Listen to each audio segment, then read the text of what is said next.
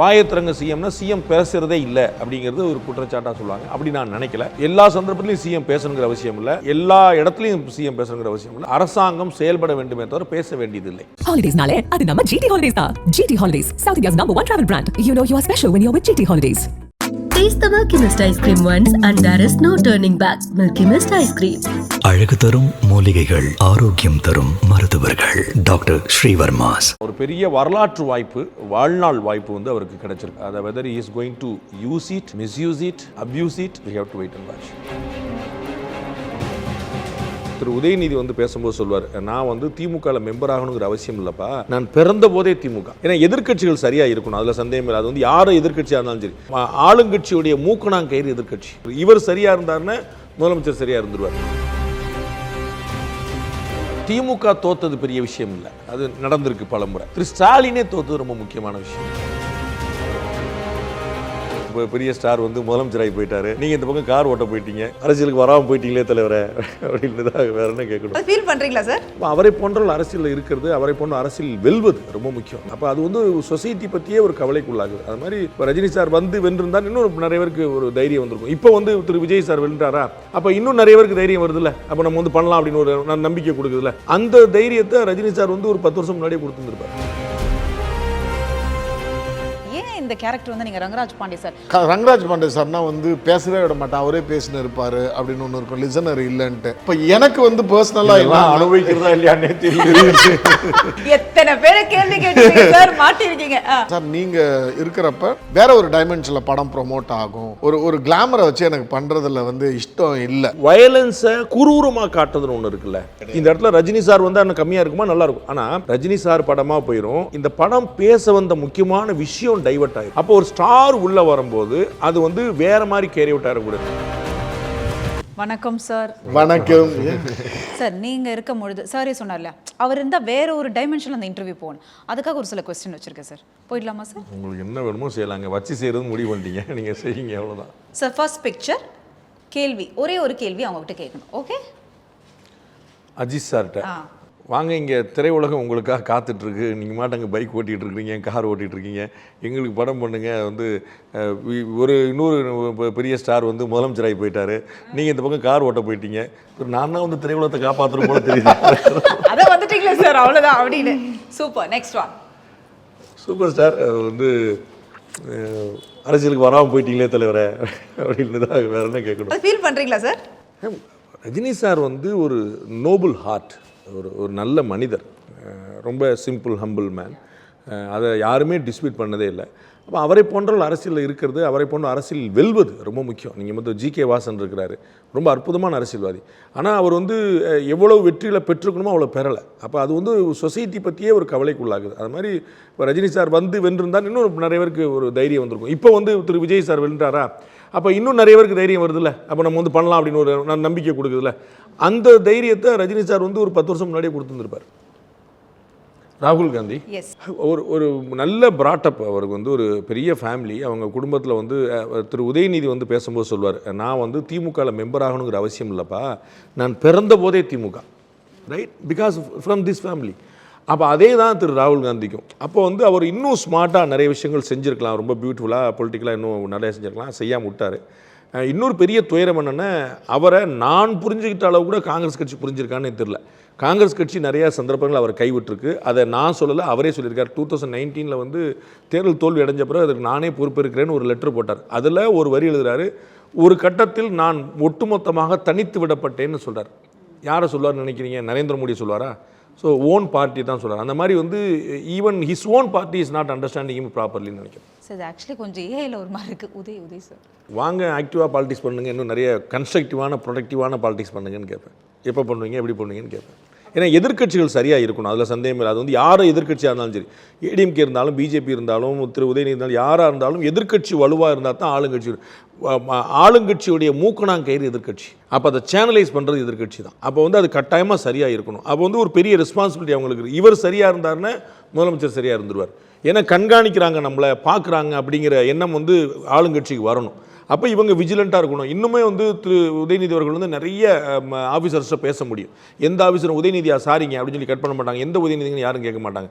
அப்போ அந்த மாதிரி சோர்ஸ்கள் மூலமாக உள்ளே எடுத்துட்டு என்ன நடக்குது, என்ன நடக்கக்கூடாது, என்ன தப்பு நடக்குன்னு பார்த்துட்டு கண்காணிச்சாருன்னா மக்களுக்கு நல்லது, நாட்டுக்கு நல்லது, திமுகவுக்கு நல்லது. சார் நீங்கள் அவர்கிட்ட கேட்கணும் என்ன கேட்பீங்க? யார்கிட்ட? உதய் சார். உதய சார் இல்லை சார், நீங்கள் திரும்ப வந்து சினிமாக்கள் நிறைய ஏன் பண்ண மாட்டீங்க, அரசியல் கூட சினிமாவும் நிறைய கேட்ட பார்த்தீங்களா? இதுதான் ஒரு டைரக்டரோட. ஆனால் எனக்கு அதில் எந்த நான் கேட்குற கேள்வி அப்படி தானே இருக்குது. நாங்கள் சினிமாவுக்கு ஆக்சுவலாக எனக்கு வந்து பர்சனலாக உதயநிதி சாரோட கேரக்டர், அவருடைய அப்பியரன்ஸ் எனக்கு ரொம்ப பிடிக்கும். ஓகேங்களா? நான் பொதுவாகவே என்னென்னா அவர் வந்து ஒரு சினிமாவுக்குள்ளே வர்றப்ப நிறைய வந்து சினிமாவோட இது இருக்குல்ல, நான் சொல்கிறது ப்ரொடக்ஷன் வைஸ் எல்லாமே நிறைய விஷயங்கள் இன்னும் கொஞ்சம் ப்ராடாக நடக்கும் அப்படின்னு நினைக்கிறேன் நான். ஓகே. ஆனால் அரசியலுக்கு வந்த பிறகு அவர் வரவே இல்லை. அது வந்து இப்போ அவர் ஒரு வருஷத்துக்கு 2 படம் பண்ணால் எவ்வளோ பேர் அதில் வாழ்வாங்க. ப்ளஸ் அதுக்கு மட்டுமே கிடையாது, அவர் படம் பண்ணணுன்றது தாத்தா பண்ணிட்டு இருந்தாரு, கலைஞர் பண்ணிட்டு இருந்தாரு, கலைஞர் வசனம் எழுத அவருடைய கான்ட்ரிபியூஷன் அவர் பண்ணிட்டு தான் இருந்தார். வேற ஒரு இதில் இருக்காங்க sir. Okay, next one Vijay sir. ஏற்கனவே வேற ஒரு இடத்துல சொன்னதான், ஒரு பெரிய வரலாற்று வாய்ப்பு, வாழ்நாள் வாய்ப்பு வந்து அவருக்கு கிடைச்சிருக்கு. அதை weather he is going to use it, misuse it, abuse it, we have to wait and watch. நம்ம வந்து ஆனால் கிடைச்சிருக்கிற ஆப்பர்ச்சுனிட்டி வந்து எல்லோருக்கும் கிடைப்பதல்ல. 8 கோடி பேருக்கான ஒரு பிரதிநிதி, 8 கோடி பேருக்கான பலர் வந்து கற்பனை செய்ய முடியாத விஷயம். அந்த ஒரு வாய்ப்பு வந்து இறைவனுடைய கொடையினால் கிடைச்சிருக்கு. அதை how he is going to utilize நம்ம வந்து we have to wait and watch. Okay. Stalin DMK தோத்தது பெரிய விஷயம் இல்லை, அது நடந்திருக்கு பல முறை. திரு ஸ்டாலினே தோத்தது ரொம்ப முக்கியமான விஷயம். அப்போ வந்து அது ஏன் நடந்ததுங்கிறத வந்து இன்ட்ராஸ்பெக்ட் பண்ணோம். அதை எப்பயுமே வந்து ஒரு ப்ராப்ளம் என்னன்னு நீங்கள் கண்டுபிடிச்சிட்டிங்கன்னா சொல்யூஷன் என்னங்கிறதையும் கண்டுபிடிச்சிடலாம். நமக்கு ப்ராப்ளமே என்னன்னு தெரியலன்னு நீங்கள் சொல்யூஷன் நோக்கி போக முடியாது. அப்போ அது வந்து திமுகவுடைய அடுத்த கட்ட வளர்ச்சிக்கு, திமுகவுடைய சர்வைவலுக்கு, திமுகவுடைய சக்ஸஸுக்கு வந்து அது எசென்சியல் நினைக்கிறேன். ஏன் திரு ஸ்டாலின் தோற்கடிக்கப்பட்டார், அது ரொம்ப முக்கியமான ஒரு விஷயம். ஆமாம், வாயத்திறங்க சிஎம். திமுக வந்து சட்டமன்றத்தில் ஆளுநர் உரை நிகழ்ச்சியில் கலந்துக்கிட்ட போது அவங்க வந்து இந்த பேட்ஜை வந்து குத்திட்டு வந்தாங்க. பாதகை. ஆமாம் ஆமாம், பதாகை வந்து போர்டுக்கு ஹோர்டிங் சொல்லுவாங்க. இது வந்து பேட்ச் வந்து இங்கே வந்து பாக்கெட்டில் குத்திட்டு வர்றது. ஸோ வந்து வாயத்திறங்க சிஎம்னா சிஎம் பேசுகிறதே இல்லை அப்படிங்கிறது ஒரு குற்றச்சாட்டாக சொல்லுவாங்க. அப்படி நான் நினைக்கல. எல்லா சந்தர்ப்பத்திலையும் சிஎம் பேசணுங்கிற அவசியம் இல்லை, எல்லா இடத்துலையும் சிஎம் பேசணுங்கிற அவசியம் இல்லை. அவர் எப்போ பேசணுமோ அதை பேசுவார், பேசிட்டு தான் இருக்கிறான்னு பார்க்குறோம். முதல் சட்டமன்ற கூட்டத்தொடர்லேயே முதலமைச்சர் வந்து நம்பிக்கைக்கு ஒரு தீர்மானத்தில் பேசினார். முதல்ல பேசினார், கடைசியில் பேசினார். அவருடைய அமைச்சர் பெருமக்கள் பூரா இருக்கிறாங்க, அவங்க பேசுவாங்க. ஸோ நீங்கள் வந்து you need not to ask and you cannot ask. அது ஒரு மேண்டேட்டாக நீங்கள் செய்ய முடியாது. அரசாங்கம் செயல்பட வேண்டுமே தவிர பேச வேண்டியதில்லை. சார், இப்போ இவரை வந்து நீங்கள் அவர்கிட்ட கற்றுக்கிட்ட ஒரு விஷயம், அண்ட் இன்னமும் என்னால் அது நான் கற்றுக்கிட்டாலும் ஐ டோன்ட் திங்க் என் அதை ஃபாலோ பண்ண முடியாத ஒரு விஷயமா கூட இருக்கலாம். இப்போ நான் காட்ட போகிற நபரோட பிக்சர். எங்கள் அப்பா வந்து அவர் போட்ட பிச்சை தான் வந்து ஏதாவது ஒரு நல்லது நீங்கள் என்கிட்ட பார்த்தீங்கன்னா அவருடைய வளர்ப்பு ரொம்ப காரணம். சொல்லி வளர்த்துருக்கிறாரு. அப்பா கார் வாங்கியிருக்கேன்ப்பா அப்படின்னு சொல்லி சொன்னபோது அவர் சொல்லுவார், டேய் ஆண்டாளமாக போட்ட பிச்சைடா, நம்மகிட்ட ஒன்றுமே கிடையாதா, அவள் கொடுத்துறாம. அதை புத்தியில் ஏற்றணும். நம்ம கார் வாங்கிட்டோம் அப்படின்னு ஒன்று இல்லாமல் அது வந்து எங்கள் அம்மா போட்ட பிச்சைங்கிறது புத்தியில் ஏறணும்ல. அது மாதிரி நிறைய நல்ல விஷயங்களை சொல்லி கொடுத்துருக்கிறாரு. ரொம்ப சின்ன வயசில் வந்து ஒரு 500 ரூபா ஒருத்தர் கடன் கேட்குறாரு. அவங்க நார்த் இந்தியனுங்கனால சேட்டுன்னு நினச்சிட்றாங்க.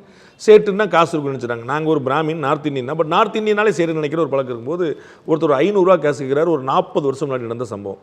அப்போ வந்து அப்பா இல்லைன்னு சொல்லி சொல்லிட்டார். அவர் வட்டி கேட்குறாரு, வட்டி கொடுக்குறேன்றார். நான் வந்து அப்பாட்ட அப்புறமா கேட்குறேன், எப்போ வட்டி கொடுத்துருந்தா நமக்கு ஒரு வருமானம் தானே, 500 ரூபா 510 ரூபாய் ஆயிருக்கும்ல அப்படின்னு சொல்லி சொன்னபோது ஒன்று சொன்னார், அப்பா என்கிட்ட அவ்வளோ காசு இல்லை, மொத்தமே 2000 ரூபா தான் இருக்குது, நம்ம நல்லது எல்லாத்துக்குமே அவ்வளோதான் மொத்தமே இருக்குது, அதை தாண்டி அது நம்ம பொழப்பு கிடையாதா, அதுக்கு வந்து அது வேறு தொழில், அது நம்ம தொழில் கிடையாது. ஏன்னா வட்டி வந்து கொடுத்து திரும்பி வாங்குறதுங்கிறது தனி ஒரு ப்ரொஃபஷன். நீ வட்டி கொடுத்து வாங்கும்போது திருப்பி கேட்க போகும்போது என் பொண்ணு சடங்காயிருக்கா அப்படிமா, என் பையனுக்கு காது குத்துமா, என் குழந்தைக்கு முடியல அப்படிமா, அதெல்லாம் எனக்கு தெரியாது. காசு கொடுக்குறியா இல்லையான்னு சொல்கிறதுக்கு ஒரு குணம் வேணும். அது நம்முடைய கேரக்டர் கிடையாது, நம்மளால் முடியாது. அப்படியா பாப்பா கூட முடியலான்னு கூட 10 ரூபாய் கொடுத்துட்டு வந்துடுவோம். அதனால் வந்து நமக்கு அது நம்ம பொழப்பது கிடையாது, நம்ம தொழில், அது வேறு ஒரு கேரக்டர். இந்த தெளிவுலாம் எனக்கு கொடுத்தா நம்ம என்ன செய்ய முடியும், என்ன செய்யக்கூடாது, நம்ம என்ன செய்யணும், இதை பற்றின ஒரு பெரிய கிளாரிட்டி கொடுத்த தகப்பன். ஓகே சார், நீங்களும் ஒரு சில வார்த்தைகள், ஏன்னா ஃபாதர்ஸ் டே வரப்போகுது. ஸோ எப்பொழுதுமே வந்து அம்மாவை தாண்டி எல்லாருமே அம்மா அம்மா பாசம்னு சொல்லுவாங்க. ஆண்கள் அப்படின்னாலே அம்மாவோட பாசத்தை தாண்டி தந்தையின் வளர்ப்பு நம்மளுக்கு இன்னைக்கு இவ்வளோ தூரம் வந்து ஐ திங்க் ப்ரௌட் மூமெண்ட்டாக உங்களுக்கும் இருந்திருக்கும் இத்தனை வருடமா. ஸோ ஒரு சில வார்த்தை சாருக்கு வந்து அப்பாவோட விட அம்மா தான் முக்கியம். ஏன் இல்லை சிங்கிள் பேரண்ட். ஏன்னா அப்பா வந்து எனக்கு 4 வயசோ 5 வயசோ இருந்தப்போ இறந்துட்டார். ஆனால் அவருடைய சின்ன சின்ன மெமரிஸ் எனக்கு ஞாபகம் இருக்குது. அவர்கிட்ட இருந்து சில விஷயங்கள் இப்போ என் பேர்லேயே வந்து தயால் பத்மநாபன், அப்பா பேர் தான் பத்மநாபன். ஸோ அது வந்து நான் கேரி பண்ணுறேன், அது ஒரு இதுவாக கேரி பண்ணுறேன். எங்கள் அம்மாவை வந்து எங்கள் அப்பா வந்து காதல் செய்த விதம், அவர் அன்பு செலுத்திய விதம்லாம் எங்கள் அம்மா சொல்லி தான் எனக்கு தெரியும். அதெல்லாம் கேட்குறப்ப ரொம்ப பிரமிப்பாக இருக்கும். இவ்வளோ நல்லா நம்ம அம்மாவை பார்த்துக்கிட்டாரு அப்படின்றது. அந்த காலத்துலேயே வந்து எங்கள் அம்மா சொல்லுவாங்க, கல்யாணம் பண்ணுறதுக்கு முன்னாடியே எங்கள் அம்மாவும் அப்பாவும் லிவிங் டுகெதரில் இருந்திருக்காங்க. அந்த ஒரு இது அப்புறமா புரிஞ்சுக்கிட்ட பிறகு கல்யாணம் பண்ணியிருக்கிறாங்க.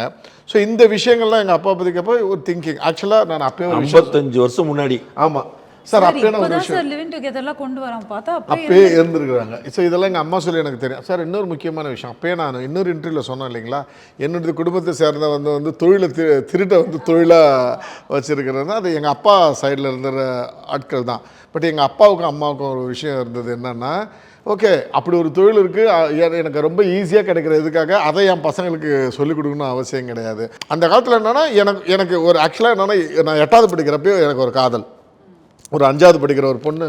ஆமாம் சார், முக்கியமான விஷயம் இது முன்னாடி என்னுடைய எமோஷன் இருக்குது சார், யோசித்து பாருங்க. 8ஆம் கிளாஸில் எமோஷன் இல்லை சார், அம்மாவுக்கு ரிலேட்டடாக ஒரு எமோஷன் இருக்குது. 13 வயசில் நான் ஒரு 13 வயசில் 11 வயசில் இருக்கிற ஒரு பொண்ணை லவ் பண்ணுறப்ப எனக்கு கம்பெனியன்ஷிப்போட அருமை புரியுது. அதில் எவ்வளோ ஒரு விஷயம் இருக்குல்ல, ஒரு பொண்ணு நம்மக்கிட்ட பழகினா எவ்வளோ அழகான சந்தோஷத்தை கொடுக்குது இல்லை அப்படின்றப்ப எங்கள் அம்மாவை பற்றி நான் யோசிக்க ஆரம்பிச்சிட்டேன். கம்பெனினே இல்லாமல் எங்கள் அம்மா எவ்வளோ கஷ்டப்படுவாங்க இல்லை அப்படின்னு ஒரு விஷயம் எனக்கு தோன்றது அங்கேருந்து தான். ஒரு ஆண் பெண் உறவில் இருக்கிறது எவ்வளோ நல்ல விஷயன்றது எனக்கு முதல் காதல் வந்தப்போ தோண விஷயம் தான். எங்கள் அம்மாட்ட அதிகமாக ஸ்ட்ரெஸ் பண்ண ஆரம்பித்தேன் நான். ஏன் நீங்கள் இன்னொரு கல்யாணம் பண்ணிக்கூடாது, எனக்கே இந்த வயசில் வந்து ஒரு துணை தேவைப்படுது, எங்கள் அம்மாவுக்கு அதெல்லாம் தெரியும். இப்போ எனக்கு ஒரு ஃப்ரெண்டு தேவைப்படுறாமா, எனக்கு உனக்கு ஏமா, அதெல்லாம் வேணாண்டா அப்படின்ட்டு அப்படியே தள்ளிட்டாங்க. நம்ம வந்து ரொம்ப முக்கியம் வந்து நம்ம என்ன தாயுமானவர் அப்படின்னு நம்ம வந்து தகப்பன்கள் பற்றி பெருமை பேசுகிறோம்.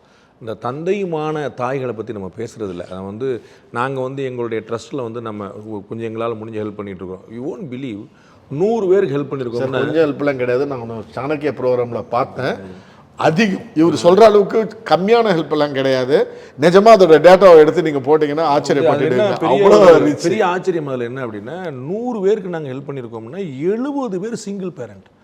அண்டு நீங்கள் சிங்கிள் பேரண்ட்டுன்னு சொன்னால் அப்பா கூடனே கனெக்ட் பண்ணக்கூடாது. சிங்கிள் பேரண்ட்னாலே மதர் கூட தான். நீங்கள் ஏன்னா பெரும்பாலான அப்பாக்கள் விட்டு போயிடுவாங்க. வந்து அம்மாக்கள் மட்டும்தான் விடோவானாலும் டைவர்சி ஆனாலும் விவாகரத்தை என்னவாக இருந்தாலும் பிள்ளையை விடாமல் பிடிச்சிட்டு இருக்குது. அப்போ வந்து அந்த வாழ்க்கை வந்து கற்பனையே பண்ண முடியாது. அது வந்து உண்மையிலே நெஞ்ச பதவதைக்க வைக்கிற விஷயம். அப்போ வந்து அதை தாண்டி ஒரு எத்திக்கலாக ஒரு மொரலாக இதெல்லாம் சேர்த்து கொண்டு வருங்கிறது சர்வேவிலே சேலஞ்சாக இருக்கக்கூடிய இடத்துல நீங்கள் எப்படி செய்வீங்க? அதெல்லாம் அந்த தாய்மார்கள் வந்து அதை தான் நான் சொல்ல வந்தேன். நான் வாழ்ந்த விதத்தில் பாருங்களேன், அது கான்ட்ரிபியூஷன் ஒன்று அது ஒன்று ஞாபகம் வந்துச்சு. நான் வாழ்ந்த சூழ்நிலை வந்து ஒரு குடிசை பகுதியில் வாழ்ந்தோம். குடிசை பகுதியில் வாழ்கிறனாலுமே பொதுவாக வந்து அந்த வாழ்க்கை தரத்துக்கு வந்து கெட்ட வார்த்தை ரொம்ப சீக்கிரமாக வந்துடுறேன் நான் உங்களுக்கு. அப்படிலாம் ஒன்று இருக்குல்ல. என்னுடைய வாழ்க்கையில் நான் பெங்களூர் போயிட்டு ஒரு கல்யாணம் ஆகி ஒரு இந்த பஞ்சு டைலாக் நான் தான் சொல்லுவேன். சொல்லுங்க. 25 வயசு வரைக்கும் சார் கெட்ட வார்த்தை பேசினதே இல்லை. அதுக்கப்புறம் அவர் பேசாத கெட்ட வார்த்தையே இல்லை. ஒரு வாட்டி எனக்கு அர்த்தமே தெரியாமல் கோலி விளையாண்டுப்போ அடிங்கன்னு சொல்லிட்டேன். எனக்கு வந்து அது அடிங்கன்றது மீனிங்கே தெரியாது. ஏன்னா அது ஸ்லாங்கு தான், அடிங்க அப்படின்றது ஒரு ஸ்லாங்கு. ஆனால் எங்கள் அம்மா அடிங்க தொடர்ந்து ஒரு கெட்ட வார்த்தை வந்ததா இல்லை அடிங்க இல்லை அடிங்க மட்டும் தாங்க சொல்லுவாங்க.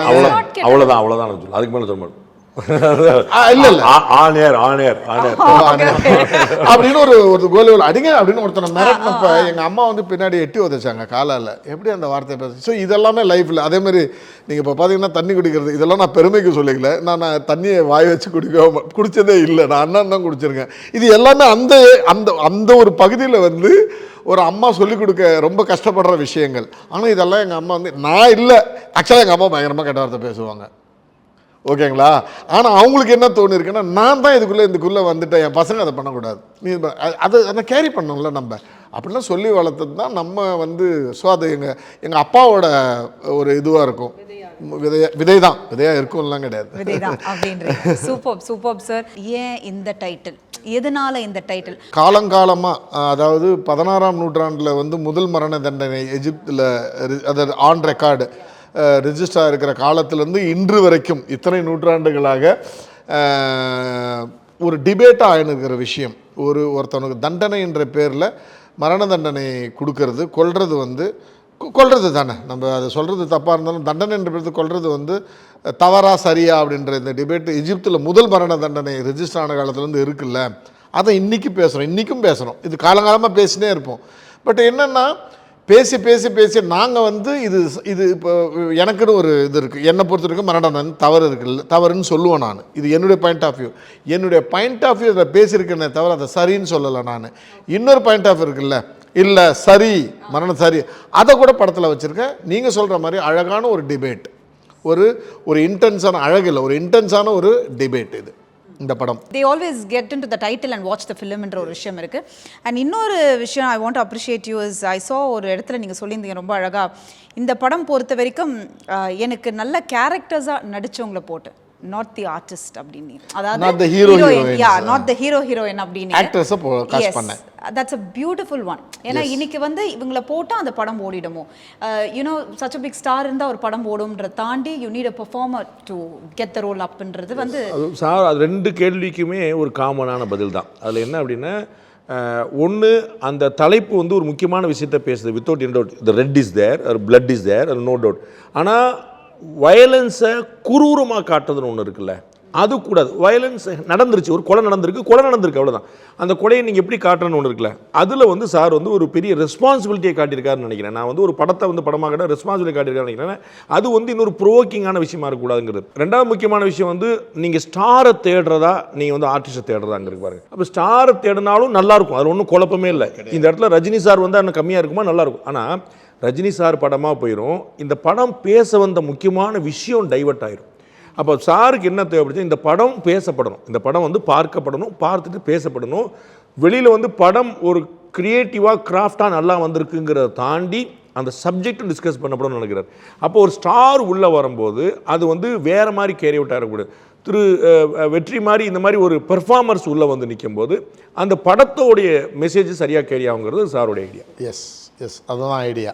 ஏன் இந்த கேரக்டர் நீங்கள் ரங்கராஜ் பாண்டே சார் அவரை தவிர யாருமே யோசிக்க முடியாது. ஏன்னா எந்த மேடையாக இருந்தாலும் ஒரு விவாத மேடையாக மாற்றக்கூடிய ஒரு மனிதர். ஐ திங்க் என்ன யூஸ்வலாக கலர் சொக்கால இருப்பார் சார், இதில் போலீஸ் ஆஃபீஸராக ஒரு சொக்காவை போட்டு அங்கேயும் உங்களோட ஸ்டைல் ஆஃப் இதில் ஒரு கேள்விகளை கேட்கக்கூடிய ஒரு மனிதராக தான் இந்த படத்தில் அவர் ப்ரொஜெக்ட் ஆயிருக்கு. ஆக்சுவலாக நீங்கள் சொக்கான்னு சொன்னது எனக்கு ரொம்ப ஆக்சுவலாக சூப்பரான ஒரு டேர்ம். அது நம்மளோட கடலூர் விழுப்புரம் வட்டத்துலேயும் அந்த வார்த்தையை அழகாக யூஸ் பண்ணுவாங்க, பொதுவாகவே யூஸ் பண்ணுற வார்த்தை. இப்போ நான் எப்படி எனக்கு எடுத்துன்னு தோணுச்சு, இந்த வார்த்தை நம்ம படத்தில் எங்கேயாவது யூஸ் பண்ணிருக்கணுமா, நம்ம அம்மா சொக்கா எங்க சட்டை வாங்கி வருவாங்களா அம்மா, அந்த சீனில் யூஸ் பண்ணிருக்கலாமான்னு தோணுச்சு. முடிஞ்சிடுச்சு சார். 15வது இன்டர்வியூ நம்ம பாராட்டு. சோக்கா சொன்னீங்க போங்க.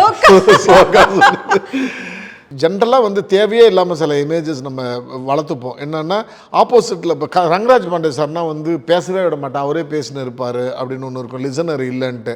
நீங்கள் உன்னிச்சு பார்த்தீங்கன்னா தெரியும், பயங்கரமான லிசனர் அவர், பயங்கரமான லிசனர்.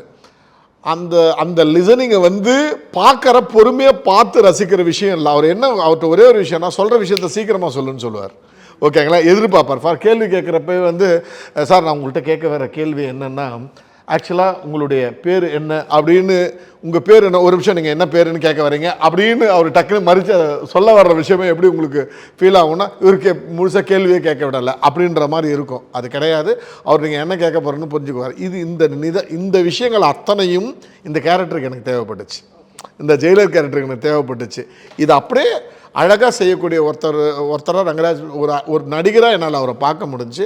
அதனால் அவர் அழகாக எடுத்துகிட்டு ஒரு டெய்லர் மேடு கேரக்டர்னு சொல்லுவாங்கள்ல, டெய்லர் மேடு பர்சனாக எனக்கு பட்டுச்சு. அவர் அந்த சிவானந்த் பாண்டே அப்படிங்கிறது ஒரு பாப்புலாரிட்டியோ ஒரு ஃபேஸோ இல்லை. அவர் சார் சொன்ன அந்த லாங்குவேஜ், அந்த body what is known for. பாண்டேவை எதுக்கு உங்களுக்கு தெரியும், அந்த ஆர்கியூமெண்ட் டிபேட்டை பண்ணுவாருங்களே. அப்போ இந்த இடத்துல ஒரு தீமாவே ஒரு டிபேட் இருக்குது. இந்த இடத்துல ஒரு பேசிக் கருவாகவே வந்துருக்கு. எப்போ நீங்கள் நம்ம ஆரம்பத்தில் பேசினா ஒரு மரண தண்டனை வேணுமா வேண்டாமா, அப்போ அதை 2 பேர் டீல் பண்ணும்போது இவர் அதை டீல் பண்ணாருன்னா இன்னும் ஒரு வேல்யூ ஆட் ஆகும் அப்படிங்கிற ஒரு சென்ஸ் தான். அது வேற ஒரு இதனால் ஒன்றும் அவர் ஏற்கனவே சொன்ன மாதிரி அவர் ஸ்டார் டம்மோ வேறு விஷயங்களோ எதிர்பார்க்கல. இந்த கேரக்டர் இவன் பொருந்துவான், fit in. And how is cinema to you, sir? Very interesting, very fascinating, very thrilling. ரொம்ப ஜாலியாக இருக்குது, ஹாப்பியாக இருக்குது. ஏன்னா நம்ம செய்கிற தொழிலில் வந்து ரிக்ரெட் இல்லை. அது வந்து அது தெய்வமாக பார்க்குற பழக்கம் நமக்கு சொல்லி கொடுக்கப்பட்டிருக்கு. இது இந்த சினிமா இண்டஸ்ட்ரியில் நான் பெரும் உழைப்பை பார்க்குறேன். பெரும் உழைப்புனா ஒரு நபருடைய உழைப்பில், ஒரு கூட்டத்தின் உழைப்பை பார்க்குறேன். இது வந்து ஒரு டீம் கேம் அப்படின்னா எப்படி இருக்கும் அப்படின்னா, அதுக்கு சரியான உதாரணம் கிரிக்கெட் இல்லை, சினிமா தான். அது என்ன, யாரோ ஒருத்தர் காலவாரி விட்டு மொத்தமும் சொதப்பி போயிடும். அப்போ வந்து எல்லாரும் சேர்ந்து போனால் தான் அது வந்து சரியாக நிற்கும். அப்போ வந்து நிறைய பேர் சொல்லுவாங்க நல்லா தான் பண்ணார் ஆனால் இப்படி போயிடுச்சு அப்படி போயிடுச்சு சொல்லுவாங்க. அப்போ வந்து எல்லாரும் சேர்ந்து ஒரு டீம் ஒர்க். அது வந்து டைரக்டர் என்ன விஷுவலைஸ் பண்ணுறாரு அப்படிங்கிறத அதை எடுத்துகிட்டு வரக்கூடிய எக்ஸ்ட்ராக்ட் பண்ண முடியும். அது மியூசிஷியன்லேருந்து, கேமராமேன்லேருந்து, ஆக்ட்ரஸ்லேருந்து, பின்னாடி லைட்மேன்லேருந்து, எவ்ரி இண்டிவிஜுவல். அந்த வகையில் இது வந்து இவ்வளோ பெரிய இண்டஸ்ட்ரியாக இருக்கும்போது நாமெல்லாம் வந்து சோஷியல் மீடியாவில் 2 கேமரா 1 கேமராமேன் மொத்த வேலையை முடிச்சுட்டு போயிடுறோம். ஆனால் இது வந்து பார்த்திங்கன்னா எக்ஸ்ட்ராடினரி லைட்டிங் இருக்கணும். இந்த இடத்துல ஷேடு விழக்கூடாது, இந்த இடத்துல ஷேடு விழுந்தால் அதுக்கு ஒரு தீம் இருக்குது. அதெல்லாம் நம்ம போய் பார்த்து புரிஞ்சுக்கிறேன். ஒரு ஹாஃப் டார்க்காக காட்டினீங்கன்னா அது ஒரு மெசேஜ் இருக்குது. நீங்கள் கேட்டிங்க பார்த்தீங்கன்னா ரெட் இருக்குது சார், ரெட்டுக்கு ஒரு மெசேஜ், கலர் மேட்ரு, வியூ. நீங்கள் இங்கே பார்த்தா ஒரு அர்த்தம், அங்கே பார்த்தா அர்த்தம். அது அவ்வளோ மெட்டிகுலஸான பிளானிங் இருக்குது. அது வந்து ஒரு கப்பல் ஓட்டுறதோட, விமானம் ஓட்டுறதோட, ஒரு திரைப்படம் எடுக்கிறது வந்து பயங்கரமான பிளானிங். அது வந்து எனக்கு ரொம்ப ஆச்சரியமாக, நான் வந்து புரிந்து கொள்ள முயற்சி போனேன் எல்லாத்தையுமே. அப்போ cinema I am trying to understand it. அது ரொம்ப ஆச்சரியமாக இருக்குது. நிறைய பேர் ஒரு படம் வந்து மக்கள்கிட்ட போய் சேரணும்னு இந்த ப்ரொமோஷன் விஷயத்தில் ரொம்ப இம்பார்ட்டன்ஸ் கொடுப்பாங்க இல்லையா? But you are not a person who's attention seeking. நம்ம எடுத்தோம் படம், எந்த அளவுக்கு ஆடியன்ஸ்க்கு அது ரீச் கொடுக்குதோ அந்த அளவுக்கு கொடுக்கணுன்ற ஒரு one of the finest director சொல்லலாம். ஏன்னா also the state award winning director for Karnatak இல்லை. அப்படி இருக்கும்பொழுது இந்த promotions, too much of promotions சில படங்களை அடி வாங்குதுன்னு நினைக்கிறீங்களா? ஒரு விஷயம் அது இந்த விஷயத்துக்கு வர என்னென்னா, ஒன்று வந்து நான் வந்து இப்போ சோஷியல் மீடியாவோட வீச் இருக்குல்ல, அதோட ஸ்ப்ரெட் இருக்கு இல்லைங்களா, அதை நான் ரொம்ப நம்புகிறேன். அதே மாதிரி இப்போ ஜென்ரலாக நம்மளே ரொம்ப வெளிப்படையாக பேசுவோம். பொதுவாக வந்து சேனல்ஸ் நீங்கள் எங்களை அப்ரோச் பண்ணுறப்ப ஹீரோயின் இருப்பாங்களா சார், இன்னைக்கு சார் ஹீரோ இருப்பாரா சார், அது அப்படின்னு சொல்லி கேட்பீங்க. நீங்கள் நல்லா பார்த்தா நாங்க அப்படி கேட்கல, ரங்கராஜ் பாண்டே சார் இருக்காராங்க, அதுதான் சொல்லுவாங்க. இதுதான் சொல்லுவாங்க. சம்யா சார், இப்போ எனக்கு வந்து பர்சனலாக எல்லாம் அனுபவிக்கிறதா இல்லையானே தெரியும். எத்தனை பேரை கேள்வி கேட்டீங்க சார், மாட்டிருக்கீங்க. இந்த சேனலுடைய பார்வை ஒன்று வேற இருக்குல்ல, இவங்கள்ட்ட பேசினா வேற ஏதோ ஒரு கண்டென்ட் கிடைக்கும். அவர் பேசிக்காக மாட்ட வைக்கிறதுக்காக தான் சார் பிளான். அது ஒன்று ஓகே. அப்புறம் இன்னொன்று, இப்போ நான் உலகத்திலேயே வந்து அதிகமாக பேசுகிற ரங்கராஜ் பாண்டே சார் அப்படின்னு நீங்கள் நினச்சிங்கன்னா, அவரை விடமா அதிகமாக பேசுகிறேன் நான்ன்றது இன்னும் ப்ரூவ் ஆயிருக்கும் உங்களுக்கு. அதுவும் தெரியும். என்ன சொல்ல வரேன்னா, ஒரு கண்டென்ட்டை பற்றி பேசணும் அப்படின்னப்ப நான் வந்து ரங்கராஜ் பாண்டே சார் கிட்ட வந்து நான் ரொம்ப ஸ்பெசிஃபிக்காக சொன்னேன், சார் நீங்கள் இருக்கிறப்ப வேற ஒரு டைமென்ஷனில் படம் ப்ரொமோட் ஆகும், ஒரு கிளாமரை வச்சு எனக்கு பண்ணுறதில் வந்து இஷ்டம் இல்லை. அதுக்காக நான் யாரையும் நான் கம்மியாக சொல்லலை. படத்தோட கண்டென்ட் இது பண்ணணும்னா அதை பற்றி பேசுறதுக்கு. இப்போ வெற்றி சார் இவ்வளோ நேரம் எல்லா இன்டர்வியூவில் இருந்தார், இப்போ ஒரு ஷூட்டிங்னு கிளம்பிட்டார். அந்த வெற்றி சார் இருந்தப்போ கூட அவர் வந்து அந்த கேரக்டரை பற்றி நிறையா பேசினார். ஸோ இதுதான் நான் விரும்புகிறதே தவிர கிளாமரை நம்பி, கான்ட்ரவர்சியை நம்பி எல்லாம் கிடையவே கிடையாது. அப்போ லட்சுமிகாந்தன் கொலை வழக்கு பண்ணப்போ எவ்வளோ பேர் எழுதுனாங்கல்ல, அந்த தமிழ்நாட்டில் பரபரப்பை ஏற்படுத்திய சம்பவத்தை அடிப்படையாக வைத்தோன்னா 2வது ப்ரெஸ் நோட்லேயே நான் கிளியர் பண்ணிட்டேன். ஐயோ அது கிடையாது, இது எனக்கு அது மாதிரியான விளம்பரமும் எனக்கு அவசியமும் இல்லை. ஸோ கண்டிப்பாக அந்த கண்டென்ட்டை ப்ரொமோட் பண்ணுறதுக்கான ஒரு இதுதான் இது. ப்ரொமோஷன்ஸ் வந்து கட்டாயம் எசென்சியல், வேறு ஒன்றும் இல்லை. ஒரு மீட்டிங்கில் வந்து காஞ்சி பெரிய சங்கராச்சாரியர் இப்போ இருக்கிறவங்க ஸ்ரீ விஜயேந்திர சரஸ்வதி சுவாமி சொல்கிறாங்க, பூக்கு கூட சென்ட் அடிக்க வேண்டியிருக்கு இப்போ அப்படின்னு. அது கூட அந்த மாதிரி வந்து ஒரு நல்ல கண்டென்ட் அப்படின்னா அது வந்து ஜுடிஷியரிலையும் ஒரு தியரி அது. அதாவது நீதி வழங்கப்படுவது மட்டுமல்ல, நீதி தான் வழங்கப்படுகிறது என்பது மக்களுக்கு போய் சேரணும். அப்போ வந்து ஒரு நல்ல படம் இருக்குது அப்படின்னு கூவிக்கு விற்கிறதுல தப்பு இல்லை. Super sir, thank you so much. Holidays-nale, அது நம்ம GT Holidays தான். GT Holidays, South India's #1 travel brand. You know you are special when you're with GT Holidays. Taste the Milky Mist ice cream once and there is no turning back. Milky Mist ice cream. அழகு தரும் மூலிகைகள், ஆரோக்கியம் தரும் மருத்துவர்கள். Doctor Srivarma's.